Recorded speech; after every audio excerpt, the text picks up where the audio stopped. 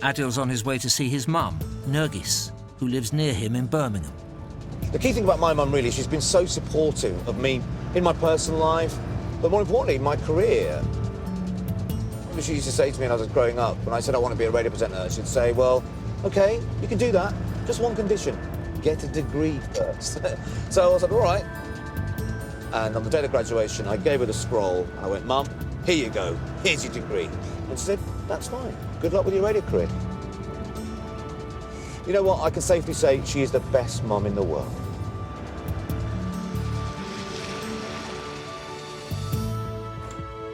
Assalamu alaikum. Wa alaikum salam. How are you? All right, and how are you? I'm okay, thank you. You're looking very nice. Yeah, thank you. Expecting visitors, are we? Yes, today. Still going to the gym 4 times a week? You must be joking. What? Oh, 3 times now, right? Yeah. What about the London Marathon this year? Are we doing Nergis has been digging out some photographs from her childhood in Kenya. So this is exciting. So this is... What's this? This is a house? This is a house in Kisumu, Kenya. OK. Where I was brought up. It's a big house, isn't it? It is a big house. It's about 8-bedroomed house. And the whole family lived in there. And not everyone could afford a house like that. Yeah, that's true. We had a beautiful garden and everything. And people used to come to take photos of it. My father was Miraj Dean. And then they opened a business called Dean Brothers. So he builds his business, and was that sort of the foundation of... The foundation of Miraj Dean and his family, and he built a house for the family. What else do we have? This is the inside of the house. The living room. room. Sitting room we used to call it. So you guys had a pretty good life. lifestyle in Kisumu then. I know you've told me things in the past, but it's only when you see this and you realise, you see this car, and you go, oh my God, you know, that's a classic. It's a beautiful car. They were suddenly, Kenya got what they call uhuru, independence. And then obviously the Africans started thinking, oh, now it's my country and I'll have all this. And which you can understand to a certain extent, you know. But and it was frightening as well. Kenya gained independence from Britain in 1963. The Asians living in the new country, many born there when it was still part of the empire, were made to choose between remaining British or becoming Kenyan citizens. Thousands of Asians left Kenya for Britain, including Nergis and her family, who settled in Birmingham. What do we have here? This is your grandfather, of course. my father, Your Miraj Dean. father, very handsome. Yeah, he actually came to Kenya. He was worker on the railways. When he didn't actually build the railways, he was like a clerk. From what you know, did he come to Kenya on his own then initially? Initially, from what I understand, he came on his own and then he sent for his wife. That's, I think, when he first came into Kenya. See, I've not seen this one. I've only known him from this. That's right. God, look at the transfer. That's the same. That is the same man. Yeah. That is that man there. Yeah. Adil's grandfather, Miraj Dean, was in his teens when he arrived in Kenya in 1912 from what was then British India and is now Pakistan. He started with the community there and he became like a leader of the community. He was the chairperson. A community leader, how about that? So he was a community leader in a suit with some nice headgear and glasses. Right. He actually built the mosque. Well, he didn't build it with his own hands. Yeah, but got the land and organised it all, raised the money. Raised the money, that's right. Well, interesting. What a fascinating guy. Okay. Oh, I recognise her. This is... it's Aisha. Aisha, yeah. So this is... So your mother taken in Kisumu? Yes. She was your father's second wife and she was an orphan. By this time, you know, he's that guy. Look at him, you know, smart businessman. And he, you know, under unfortunate circumstances, his first wife dies, but he chooses his second wife, this orphan girl from Uganda. My father married her at the age of 13, 14, I think. But I think the reason was that he had 7 children from his previous marriage, and probably thought that she'll be the best to look after them. I remember she would, you know, she'd shout at us, she'd tell us to don't do this, or she'll talk to us in Punjabi, that you certainly looked up to her. Adil's grandmother Aisha spoke Punjabi because as a young girl she was raised in an Indian family. Did you not say that her father, he wasn't, was he, what was he? He was Indian, Turkish or something? What was, from what we understand, that my mum's father was a Turkish missionary. Yes. And he came and he married an African Ugandan girl. So, Aisha, what was the treatment did she get from other, you know, Asian families or Asian people being married to this quite prominent family, the Deans? Yeah. Was she accepted? I think they had to accept. Some of them, obviously, they didn't like it. She was very much conscious of that because she looked African as well, that the people will talk about her. So that's why she wanted to give the impression that she's adopted their way of life. She's an Asian. She's making that effort. She was making that effort a lot. Here we are in Birmingham, one of the biggest diverse cities in the world. Yet if today a Muslim son was to go to his parents or decide to go and marry an African woman, there would be people that would frown on that and say, what is he thinking about? And that's today. 100 years ago, almost 100 years ago, my grandfather did exactly that. Your grandfather, maybe it was in his mind that he has to set an example, that you have to... And he did that, didn't he? Yeah. Amazing. Adil's grandparents, Aisha and Miraj, went on to have 7 children of their own, including Nergis. Nergis was told that Aisha's mother was called Razia, that she was from Uganda, and that she married a Muslim man from Turkey called Moydin. When Moydin died, Razia was left alone with her young children. Then she couldn't afford to keep the kids, so she took them to the mosque and were saying that these are Muslim children. So the local mosques then looks for the couples who have not got children. Right. And asks them to take. So each one of them, like my mom went to a childless couple. And this is in Uganda? In Uganda. Okay, and then, so what else do you know about Razia? My grandmother, she came from what I understand, the Kabaka family. She was distantly related. Now, the Kabaka family... Kabaka is the ruler of Uganda. Right. Well, interested to find out if that's true. Yeah. I don't know what that means. Whether we get a stake of Uganda. It'd be a lovely story if that's true. The photos that really struck me were the photos of my grandfather, and he meets my grandmother in a mosque in Uganda or something. And how does that even happen? How does a guy like him end up marrying an orphan girl who's got African blood in her? And it turns out not just any African blood. From what Mum tells me, she may well be connected to Kabaka, one of the rulers of Uganda. I just find it really fascinating, and I just cannot wait to get out there and find out more. To discover the truth behind the stories that have been passed down in his family, Adil is flying to Nairobi, the capital of Kenya. I feel very lucky to be going on this journey. Identity to me and my background, my heritage and ancestry, it's a real big part of me. It really intrigues me because, you know, here I am, I'm a Brummie, I'm British, I'm Muslim, I'm Pakistani, and I'm also East African. I feel so proud of that, but I know very little about that background. In 1896, shortly after Kenya became part of the British Empire, work began on a massive railway to carry people and goods across the colony. It stretched nearly 600 miles across deserts, rivers and ravines, from Mombasa in the east via Nairobi to Kisumu in the west. 32,000 men were brought over from British India to build it. In 1912, Adil's grandfather Miraj arrived to work for the railway as a junior clerk.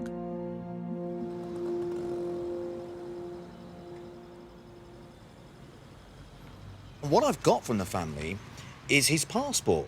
Now, in here, it confirms his date of birth, 1st of March, 1896. He came when he was 16. The reason why my grandfather Miraj left India was because his father died, and he then automatically becomes head of the family. Now, they were great landowners. They're actually pretty well off, but he didn't inherit any of the land. That was members of his father's side of the family. So his family, him, his mum and his brother, become pretty poor.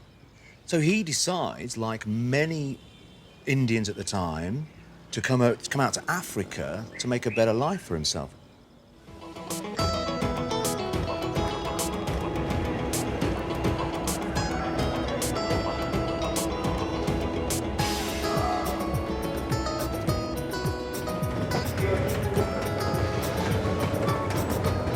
The thing that really strikes me about my grandfather, Miraj, is that when he arrived here, he was only 16 years old.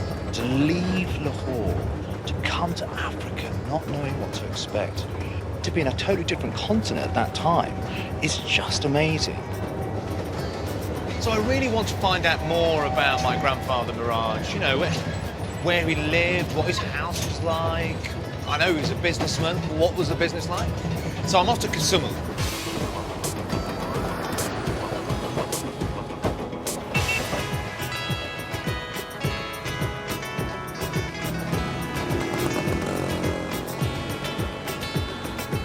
Adil's on his way to meet historian Gordon Omenya Onyango. Gordon. Wow. Jambo. Jambo sana. How are you? I'm very well. How are you? I'm also fine. Good. Nice meeting you. And you too. Okay, thank you. And have you got any records at all about my grandfather? You can have a look at these records. Okay, this is exciting. Yeah. What's this then? These records. The official gazette of the Colony and Protectorate of Kenya. So this is an electoral register, is it? Mm-hmm. Ah, okay. So is my grandfather on here? Here he is. Number 98, Miraj Din, Tinsmith, there you go. Box 98, Kisumu, that's his postal address. Miraj Din Aisha Bibi, that's his wife. My grandmother. Now, who's this? Miraj Din H. That is his mum. Oh, Yes, because when his first wife died, his mother was still around. I think at some point, she did go back to Pakistan in the end. But initially, she lived with my grandmother and granddad. Oh, that's amazing seeing that. That is great. So what was life like specifically for Miraj Din back then, as an Indian man coming into Africa and Kisumu? What would it have been? He engaged in trade because most of the early Indians were trading, like selling things, commodities to Africans. And this is exactly where the Indian bars are, where most Indians were trading. With the railway completed, thousands of Indians like Adil's grandfather chose to stay on and bring their families to join them. They were keen to take advantage of the new opportunities the railway opened up for trade inland. So many settled in Kisumu, it became known as the Bombay of East Africa. Miraj became a successful tinsmith, specializing in making and selling water tanks, which were in high demand. Kisumu had a problem of water around that time also. So they used these things to store water. So he started as a tinsmith, but the big thing he was selling was water tanks. Exactly. God, that's a great picture. And do you know when that might have been? Almost the same period that we are talking about, from 1915, 1920s and thereabout. Some of the things that he made, because he was a tinsmith, you know, some of those tin lamps are actually still in use up to date. Oh, really? And I can confirm to you that even me, in my village, my mom still used that tin lamp. Well, in the kitchen. It's funny you should say that, Gordon. And one of the reasons we're here now is that I can confirm that I've still got the bill that your mum didn't pay for these. So anytime you're ready, just a couple of shillings would be nice. I'm ready to pay the bill. So they introduced products that perhaps Africans hadn't even seen before? Yeah, exactly. What kind of things would they be? Mostly bicycles, right. Blankets, Sometimes they could also bring iron sheets because that's the time when Africans were also starting to move from building grass-thatched houses to iron-roofed houses. Yeah, so those are the kind of items that they were engaging in. So they were coming with real uses and real purpose and real advantages for not just themselves but for the wider community. Exactly. Yeah. And if you can see this picture, you see like, this is one of the Indian bazaar where they were exchanging goods. You can take a look at that.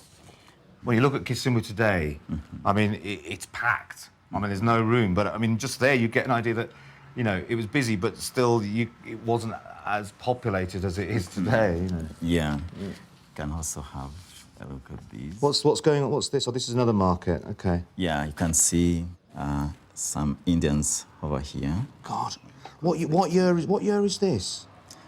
What year would it be, do you think? Approximately around 1910, 1912, thereabout. See, the one thing that strikes me, and it's ridiculous not thinking this before, but seeing it now and seeing how the Africans are dressed, you know, with not very much on, because that's what Africans dressed like that then. The Indians dressing how we imagine Indians to dress, at least I imagine Indians dressed back then, automatically I'm going, imagine that as a culture shock. Exactly, and that's why when the Indians started to bring exotic commodities or exotic goods, that's when Africans started now to embrace wearing clothes. Oh, okay. Yeah. Right. So I have a picture of my grandmother, Aisha. This was taken quite early on. This Aisha? Aisha, yeah. Now, you can probably just about tell there, she was Ugandan.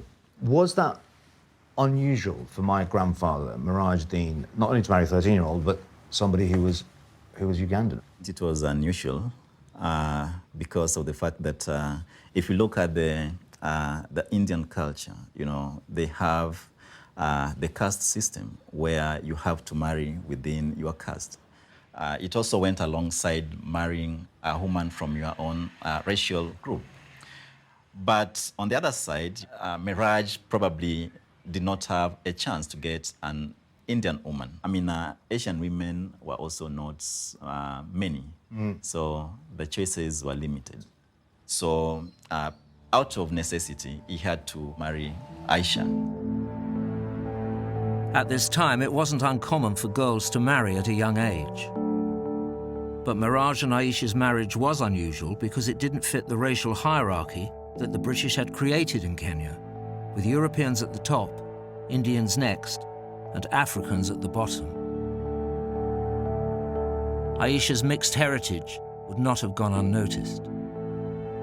I do know, having spoken to my mother, my aunts, and she talked about it much later in her life, that in the early days particularly, she did suffer a lot of prejudice from the Indian community, and some people, you know, quite close to the family as well. And I know she had a huge complex about her African hair, her complexion. She didn't want photos taken of her. She tried to hide her hair, tried to straighten her hair. Any of her children that had African hair, she would try and straighten it. It just makes me really sad. Yeah, it was something that was expected, of course, by Aisha, because, you know, around that period, the racial hierarchy was so strong. So he had to go through that kind of prejudice. Yeah. Just suffer this prejudice and do it so elegantly and with real dignity. I think she had incredible dignity. She was an incredibly smart woman as well, you know, always turned out very... I mean, you know, for me, as I was growing up, she was... I didn't even realise she was African until, you know, as you grow up, you know, she spoke Punjabi, dressed elegantly like any other Punjabi woman, but then you realise now, you go, what she had to endure and put up with in those early days is quite something. Here's a picture of my grandfather, by the way. What I really love, more than anything, is like, you know, you were talking about integration and how they had to improve. This is when he first arrived, pretty much, and not when he was 16, but some years later that was taken. Okay. And then this is a picture taken not long before, well, not long before he died, actually passed away. But you see the transition between the two. Yeah. It's quite something, isn't it? Yeah, I can see the change.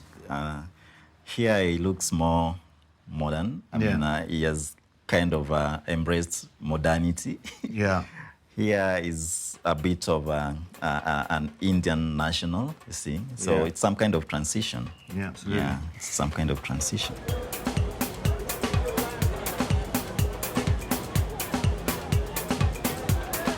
Adil wants to see what remains from his great-grandparents' time in Kisumu. Sam! Adil, How are you? very good. How are you doing? I'm okay. You're going to give me a tour of Kisumu? Let's go have a look. Perfect. Yeah. Local guide Sam Dillon has offered to show Adil around. Sam's family also came from India when it was part of the British Empire and stayed in Kisumu, where many Asian-owned businesses still thrive. Kisumu itself is a very sort of commercial and industrial town. On the street we're on now, it's the shops on your left and right. Obviously there's Africans and locals working in them, but they're Asian-owned businesses. So will there be some Asian families that, you know, as go back as far as Miraj Deen, that generation that might even still be here? I'm sure there is the next couple of generations.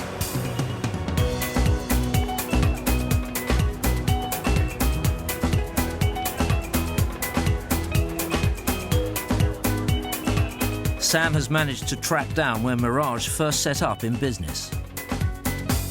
Believe it or not, this is my father's shop. Really? So this is where he was a tinsmith? This is where he operated from. And would this be the original structure, the original roof? The original building, original structure, obviously paint job and a few things changed there. Yeah. So what is it now? It seems to be like a cafe. It's a cafe and a guest house. And Tyre there's a centre. Tyre centre there. Right. So what I know is that he was a tinsmith, so he was selling lots of tin cookware and saucepans and pots and pans and all that kind of thing, right? And water tanks, Yeah, things like that. water tanks was the main thing, and apparently he used to make them here. At the back there must be like a courtyard area where all the work was done and Right. displayed out here.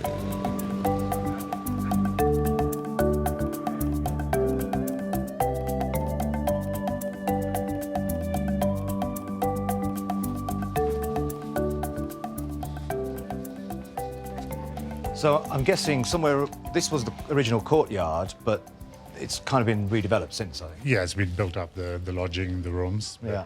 Up till about here would have been the backyard where everything's being hammered He's away. making his water tanks. You know, it's interesting for me, this is kind of where his entrepreneurship began, you know, and where he moved on to and his sons moved on to, and then my mom and, you know, Yeah. and then down to me. Started from here. Yeah, exactly. Right. Started from this courtyard.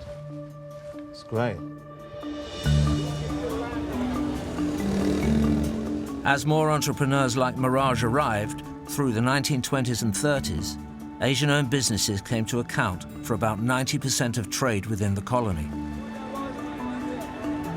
Miraj's tinsmith trade was booming, and he brought his sons into the business. He grew wealthy enough to contribute to building the local mosque. It's still in use today.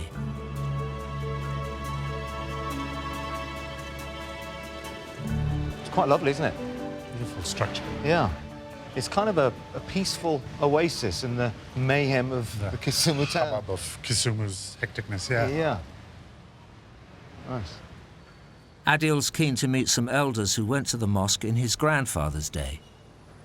Assalamu alaikum. My name's Adil. I'm the grandson of Miraj Deen. Miraj Deen tunamwelewa kwa sababu alikuwa mzee wetu hapa na ndio walijenga huu msikiti. They knew Miraj Deen because he was one of the elders at the mosque and helped build it. Yeah. But they do know him and they even met him. So Alikuwa anatoa usaidizi mingi kwa watu. Alikuwa ni mtu karimu sana. Alikuwa akisikia tabu nyingine iko na watu yeye anatoa anakarimu. Hata alipokufa sisi tukiwa wadogo tulikwenda kusoma hitma kwake siku 3 days. Tulikwenda kusoma hitma kwake. Na pia Mwenyezi Mungu amweke pema peponi Mwenyezi Mungu amondoshee adhabu ya kaburini. Tunaombea dua. Giza ya kaburini, amondoshee giza ya kaburini, ampe nuru ya kaburini. Mwenyezi Mungu amlipe kama alivyojenga hii kama sadaqatul jaria. Leo ndio naona kijana wake anakuja kututembelea. They're very happy and proud that now they've met you, an ancestor of. Pia apate nguvu ya kusaidia watu. Thank you so much. That's so good to hear. Thank you so much. Thank you. I can't be anything but proud of Miraj. He didn't just go back to India and say, well, I'm not doing that, I can't hack it. And he decided, yes, I'm going to make a go of it and really try and work within that society. And that's exactly what he's done. Well, how amazing was that? That was amazing. Wasn't it? Just, you know, they knew Miraj. I mean, the thing is, they prayed when he passed away. They were at the prayers. The prayers must have been, there was the funeral and prayers held at the house. Yeah. One thing I thought was really interesting, he talked about, he mentioned that, you know, Miraj helped all the communities. Now, by that, does he mean not just Muslims, so Hindus, Sikhs? And... By that, he means all the communities, not just the Muslim community. Yeah. It's just great to hear that, you know, that Miraj was one of those men that just helped everybody. I mean, I'd like to think my family back in Birmingham, you know, we're East African Asians, apart, you know, half East African, half Pakistani, but we have that sort of unity amongst us, I think. I suppose it comes from this thing of sticking together when, you know, essentially the Asians were a minority in Africa. Sam's taking Adil to what was once the Indian quarter of Kisumu to see the house that the Dean family built in the 1950s and where Adil's mother spent her childhood. It's a big house. It is a big house. Yeah. Yeah. It's very Art Deco, isn't it? It is. There's All the original designs. glass bricks. So what is it now? It's now the head office for a construction company. I mean, it's great that it's still standing, but it's a shame that it's not been Looked after. completely preserved. I mean, I've got this is a picture from, look at that, from the original. Yeah. It's actually not changed an awful lot. It's sort of Pretty much the same. extraordinary.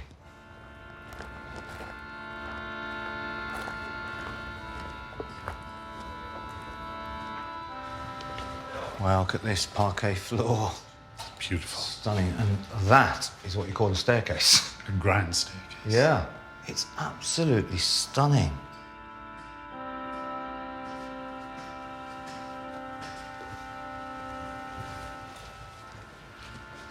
Wow. It's great, isn't it? The floor is just... So they moved into this house in 1954. Obviously, you know, my grandfather laid the foundations, but I think part of the reason they were able to move into this house was because of the wealth of his sons. They had moved the business on. Yeah. I think they had a company called the Dean Brothers. In fact, my mum tells me the story of my uncle Zuffer, who would have business meetings here. You know, big dining table, I don't know whether it was in this room, but, you know, big dining table. And my grandmother, Aisha, would lay out all the table, get out the best crockery and cutlery. And my mum and all of her sisters, they had to stay upstairs and stay very quiet. Out of the way. Out of the way. They weren't allowed to even talk or whisper at all. They'd sit on the staircase, listening into these business meetings.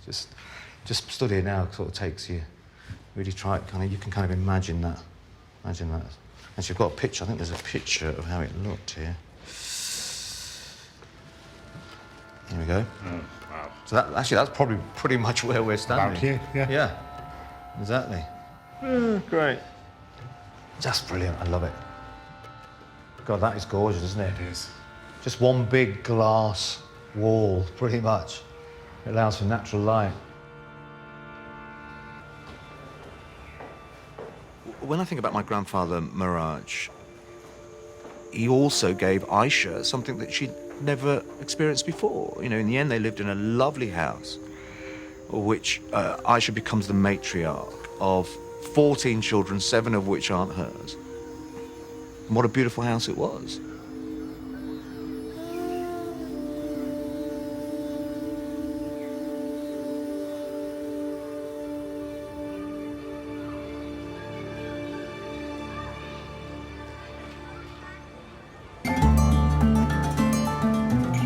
really inspiring hearing about my grandfather Miraj and the life that he had in Kisumu. In particular, how he met Aisha, this African woman from Uganda. And then when I think about the prejudice that Aisha would have faced being an African woman in amongst that Indian community, and I know that she had a number of things said to her and the way she was made to feel at times, but she held her own and she was so dignified in her life that I just feel absolutely compelled to find out more about her, really. And I just can't wait to get to Uganda and just find out exactly who she was and who was her family and where did she come from. Adil is leaving Kisumu and heading for Kampala, the capital of Uganda. It's an area of the country called Buganda, which was under British control at the time Adil's grandmother, Aisha, was born.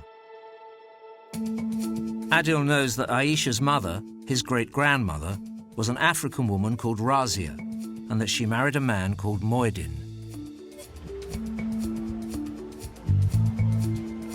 He's been given details by a family member of relatives of Razia's in Uganda. They live in a village 3 hours' drive from the capital.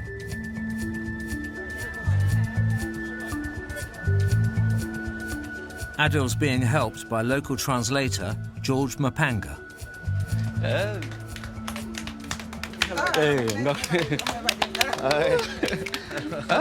Wasuze otya enyabo. Wasuze otya enyabo. This is Udaya. Nice to meet you, Udaya. Great. Udaya and Sarah are nieces of Adil's great-grandmother Razia, making Adil their distant cousin. Udaya's brother, the head of the family, has also come along. Okay. That's your real family to them. Your looks is actually like them. Oh, yeah, exactly. So Aisha's mother was their auntie? Aisha's, yeah. Their aunt. Razia. Okay. Okay.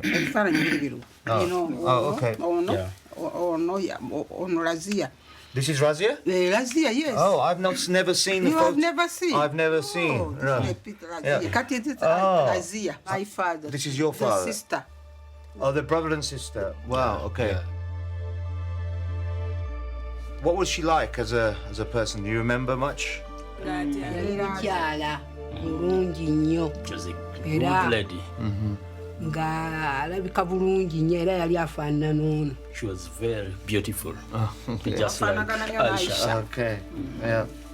The family story Adil's heard from his mum is that his great-grandmother Razia married a Muslim man from Turkey.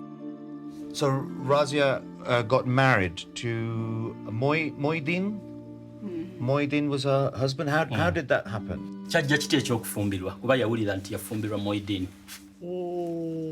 Jjajja wange Zaidi Kirwana yali musuubuzi ng'asuubula mu kibuga nga musajja musiraamu n'asinkana n'omusajja oyo omuyindi n'amusuubulangako engoye n'amuwa n'atunda n'azzaayo kutuusa omutaka oyo jjajja wange we yamugamba nti nkuwadde omwana wange muwala mweru mulungi nnyo. Okay, well, because they've been Trading businessmen together. Yeah, right. Business partners. Uh-huh. Yeah. Moidin was from Turkey. Moidin yava Turkey. The father of this one, Aisha and Hadija is from Turkey. Yali muyindi nga ffena tulaba abayindi naye nga buli muyindi alina ekifo kyeyavaamu. He was Indian, but also adds that it was very difficult to tell between an Indian and a Turkish at that time. Right, okay. Yeah. This one says a Turkish and this one says an Indian. Oh, okay. Yeah. From Turkey, okay. Yeah, it was Turkey. So, and then, unfortunately, Moidin died. So then, what happened then? Why? Because I heard that that maybe after he died, that Razia gave the children, Hamida and Aisha, orphaned them to the mosque. Is that right? Ekyabaawo omulembe ogwo ng'abeeru tebaagala kukolagana nnyo n'abaddugavu. Kati ne balaba taata waabwe afudde. Omukazi ajja kujja eno naki? N'abaana mu kyalo eno bakulire eno. Kaakati bali abasajja abayindi mikwano gy'abali. Oba baganda baabwe simanyi. Naye nga mikwano. Ne bakusitula abaana ne babatwala olw'empaka. Ono ne bamugamba genda. Mukyala ono ne bamuggyako ono n'ono ne babakweka. Must have been very difficult for Razia to have her children, lose her children in that way. Kyamukaluubirira okugibwako abaana mu biseera ebyo. Yawulira atya olowooza? Kati jjajja waffe n'agenda n'anoonya abaana bano bwe baabakweka. N'alabawo n'atwala ono omwana we n'amugamba nti awo ewali abaana bo. Oluvannyuma kati oluvannyuma ne bagenda ne taata we ne bazuula abaana abo we bali. Era ono yagendangayo n'alaba ku baana be n'adda mu bubba nga bali tebaliiwo. Abaana ne bakula nga bamanyi nti oyo maama. Oh, it's terrible. And I know that Aisha, my grandmother, when she's growing up, she's suffered a lot because of her African heritage from other people. And I feel ashamed for that. Kyamanyiko nti jjajjaawe Aisha bwe yali akula baamusosola nnyo olw'okuba nti alina omusaayi gwaki. In England, I tell my family that we should be proud of our background, proud that we are African, proud that we have African blood in us. It makes me very proud. And in this world today, it's very, very important, very important. Mutuufu kubanga era n'oli kojjaawe Jimmy bye yatwagala nnyo. Era yali NCC simanya ebyafirika ebyo nga yabirimu. But you are just like your uncle. He loved African people. Yatwagala nnyo nnyo nnyo. Ne maama ono maama we. Yeah. So I have also heard, and I don't know whether this is true, that Razia was related to the king of Buganda, the Kabaka. Is that true? Yali n'oluganda kwani ku Kabaka nti Kamanyiro yali azaala taata we. Ye Kamanyiro yali mwannyina wa Muganzi Lwazza. Muganzi Lwazza yazaala Muteesa ow'olubereberye. Yeah. Wow. We are a royal family. We've got kituufu muteekwa okuba muliba muva mu kika kinene nnyo era senga ono abadde wakumpi twaliise famire yonna yali gyewuunyisa. If we were living nearby, they would invite the whole family to meet you. Right. Ku mulembe ogw'edda nga n'abazungu tebannajja muno yali mwami ng'alidde obwami. Mpisa eyaffe ey'abaddugavu era ye muntu eyagendanga ku nnyanja asobole okwaniriza abazungu naye nga tetamanyi luki luzungu akozesa ki. Adil's discovered that the old family story is true. He really is related to Ugandan royalty. Adil's great-great-grandfather, Zaidi Kawana, was the son of a chieftain, Kamanyiro Majimbi. And Kamanyiro's sister was Muganzi Waza, the mother of King Mutesa I. I'll show you a picture of my mother. She's 71 years old this month. And this is me. This you explain to them in a comedy show. As I play as an actor in a comedy show. We put the beard on and the hat as an That is hard to tell. That is you. I know. Yeah.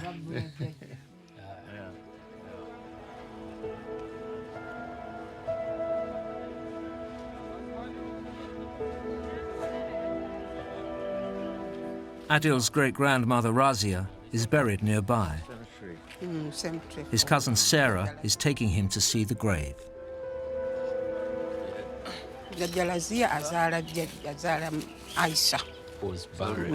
My great-grandmother. Your great-grandmother, yeah. So which one is it? This one. This one? This one.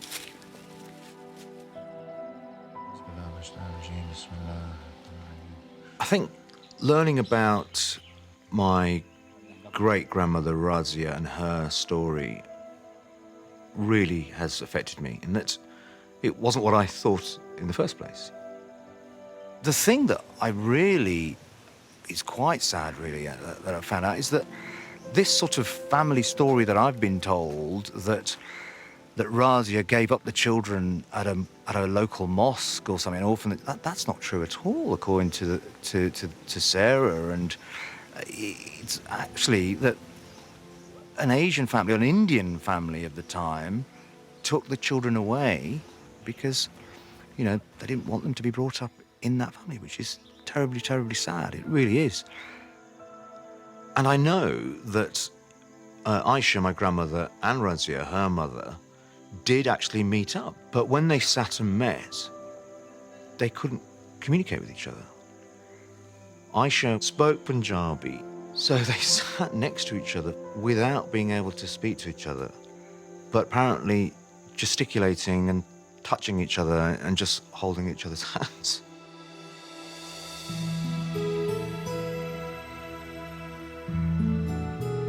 Well, thank you so much. Thank you. Thank you.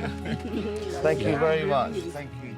Well, that was just extraordinary. I mean, it's probably one of the biggest days of my life meeting these ladies. I mean, they were just so lovely and adorable, and really took me in as a member of their family almost straight away. And I recognised that love and that feeling. And I remember getting the same thing from my grandmother, from Aisha. It was just uncanny. And then the other thing, which is true, which I thought was never going to be true, was that I'm related to the King of Buganda. Can't wait to find out a little bit more and find out about this chief, and hopefully I'll keep my feet on the ground.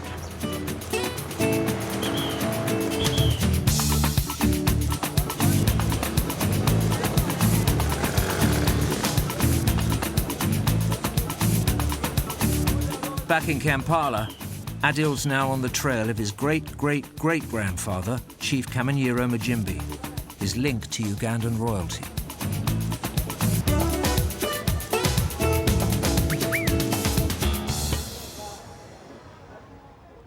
Time to find out who this Kamanyiro fellow is. Kamanyiro. Best of Kamanyiro on YouTube. I'm guessing that's not him. Edward Kamanyiro on Twitter. No, that's probably not him either. Ooh. Sir John Gray has written a journal on Mujimbi Kamanyiro. Adil has found an article in which a European explorer describes meeting Kamanyiro in February 1890. Oh, here's a description of him. A dark kaftan embroidered with silver fell over wide sky blue trousers. Nice. Also adorned with silver embroidery. On his head he wore a diadem, which is a crown, of course you would, made entirely of strings of beads of different colours. The wearer of this adornment was Kamanyiro. Ah, God, this is great stuff. Wow, this is... In the afternoon, Kamanyiro invariably got drunk. But as he was always in good humour, there you go, he contributed in no small degree to the hilarity of the expedition. Kamanyiro's drummers, like all his followers, were one-eyed. When I asked him how it happened that he had engaged none but one-eyed people, he made a gesture with his hand to indicate the action of tearing out a man's eye, and with a snap of his fingers towards the ground cried, "Eh, it looks better." So I like the sound of that. Adil's travelling to the area in the traditional kingdom of Buganda, where his 3 times great-grandfather Kamanyiro was a chief in the late 1800s. This was one of the last parts of Africa to be reached by outsiders. Arab traders had come first via the East African coast in the 1840s, followed in the 1870s by Christian missionaries seeking converts in the kingdom. By the 1880s, British and German explorers arrived, competing to expand their rival empires.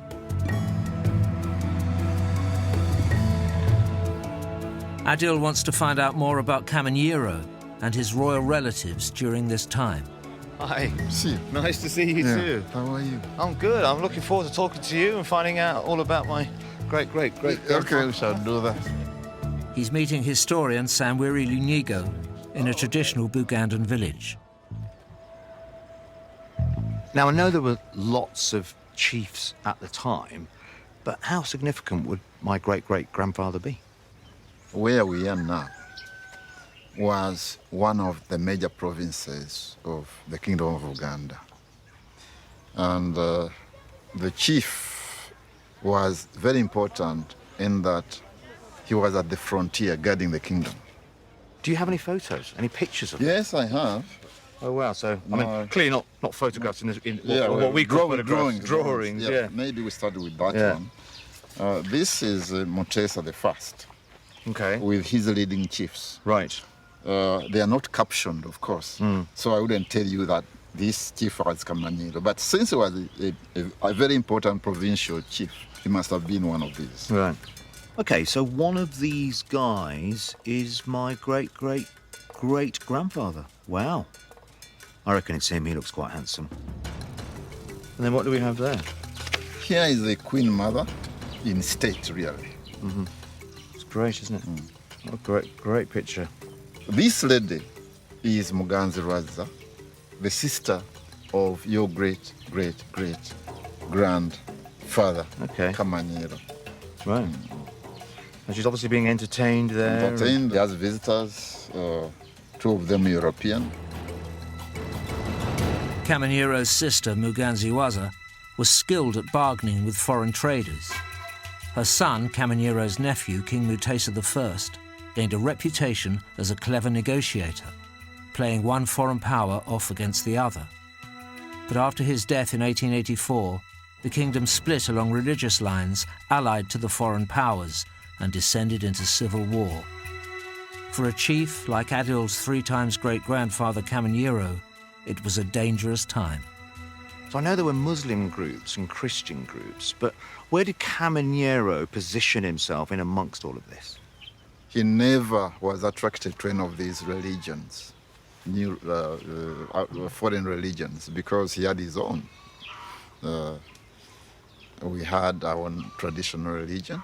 Kamanyiro never became either Muslim or Christian, although he, from time to time, moved from one group to the other as the political situation demanded. And I think it was your great-great-great-grandfather was a very shrewd politician. One of the things I read, which is a little bit disturbing, is that he could have been a bit barbaric. I mean, I read things like he would gouge out the eyes of his followers. Could that be true? A lot of stuff has been written about Africans, especially in the 19th century. And all of it intended to excite Europe. And this is one way of exciting and attracting readership. So I think this is an exaggeration. And I think when you rise to such a position as Kamanyiro did, you're intelligent enough to know that one-eyed fighters wouldn't be the best. Yeah, to say the least, yeah. To say the least.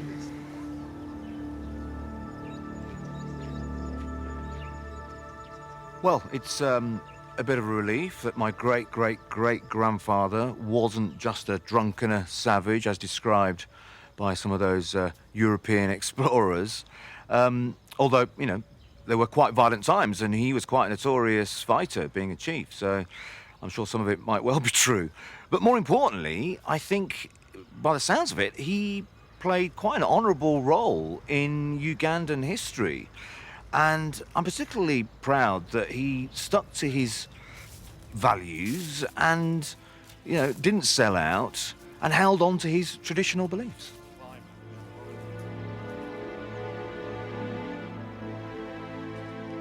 By the 1890s, the British-backed Christians had taken control of Buganda. In 1894, Britain brought Uganda, as it came to be known, into the empire. Chiefs like Kamanyiro were allowed to keep their titles, but were stripped of their power.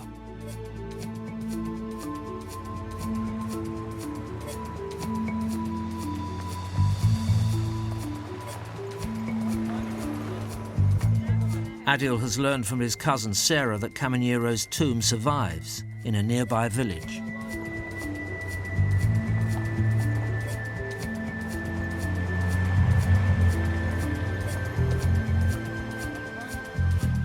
The tomb, where Kamanyiro is buried beside his brother, has become a place of pilgrimage.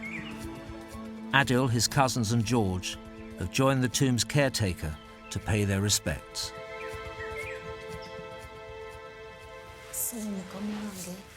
Musajja omukulu Kamanyiro n'omusajja omukulu Bisalo bano bazzukulu bo bazze okulabako ku lw'emikwano gye wali oyina emingi ennyo bazze bakunyoonya nga bakulaaganira naye tebalina buzibu bwonna era naffe tubandiza mubatambuze bulungi naffe ate mutuwa emirembe emirungi. Do many people come here to pay their respects to Kamanyiro? Bantu bangi nnyo bajja wano ku abantu bajja nnyo wano naddala ab'ekika bajja wano bonna bajja wano ne tuggulawo ne babikka ne tubeera muno.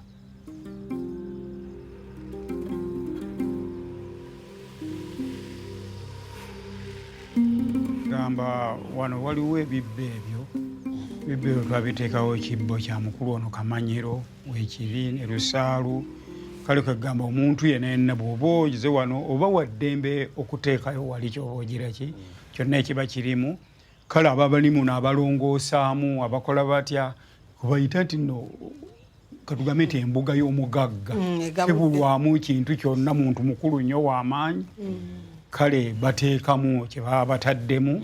Because Kamanyiro was a great man and he was a very rich man, money should continue flowing. And that money is used to help to take care of the people who clean the place. So you mentioned the bark cloth, and I bought some bark cloth here as well. Why do we use bark cloth? Agambye yogedde olukulubugo era naye eky'omukisa yazze n'olubugo naye akubuuza lwaki tukozesa embugo. Embugo zo tuzikozesa ebyobuwangwa ebyedda abantu ab'edda tetwalina ngoye zino tezaaliwo. Edda twakomaganga olwo olubugo luva mu muti gwe bayita omutuba basusumbulanga omutuba ogwo ne bakoona bantu ne bambala ezo engoye ezayambalwanga edda kyeva tusigalayo mu byobuwangwa okubeera nti tukyazikozesa ku bantu beno ku nsonga ez'obuwangwa ez'edda. So can I cover the brothers with the cloth? Ateekeko embugo. Kakati ateekeko. Ayanjuluza otumukwatireko. Kumuyambako. Yeah, they will help you to. Okay. Polampola kabungi kaseetuka.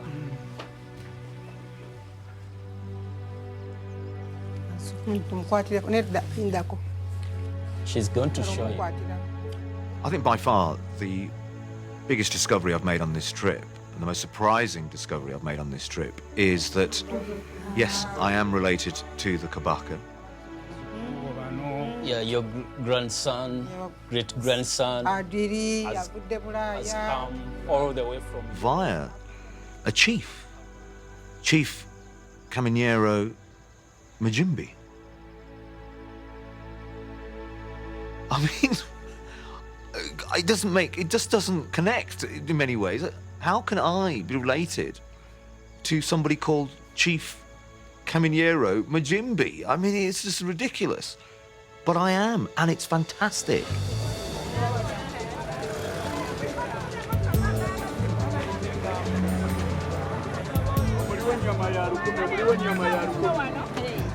Coming to Uganda for me has been a fantastic experience, and it's now for me not coming to an African country and going, oh look, there are Africans.